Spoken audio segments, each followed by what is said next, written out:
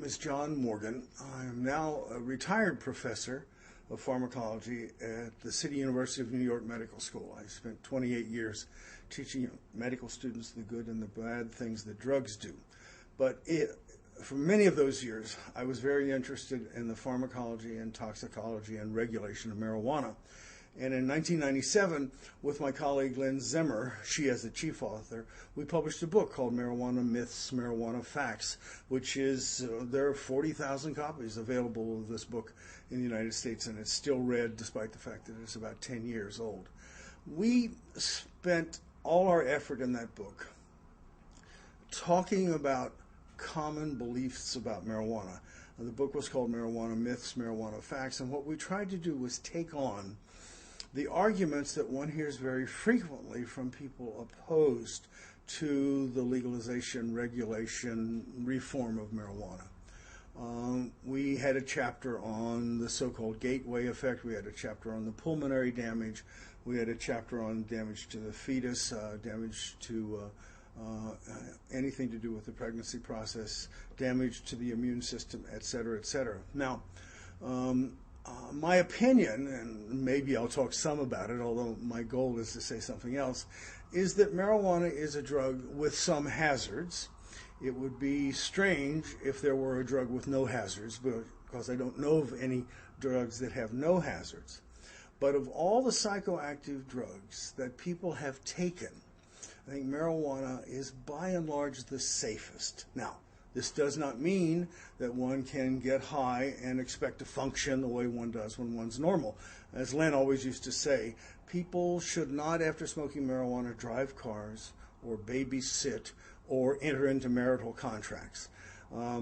So we believe that the drug is largely safe. And when I'm in debate or discussion with people, there are always small facts that come up.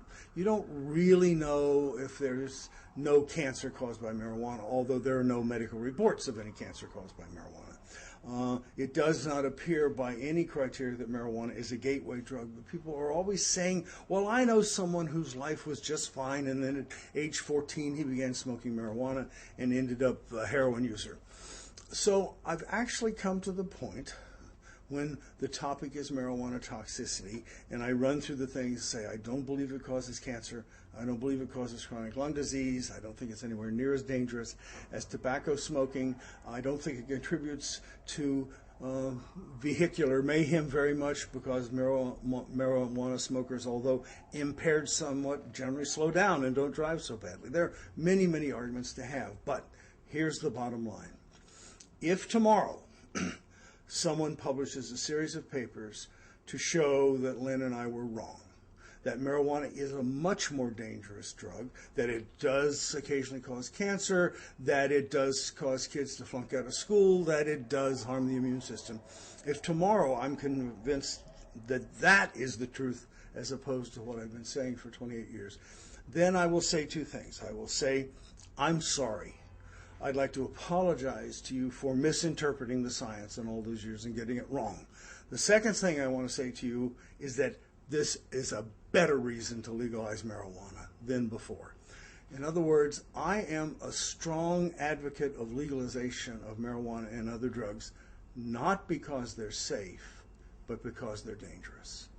We've focused a lot of attention on marijuana because of its minimal dangers, but even its dangers make it better controllable by a system of regulation, a system in which a retail market can develop, a system that removes the criminality. So I don't want to legalize marijuana because it's safe. I want to legalize it because it's dangerous.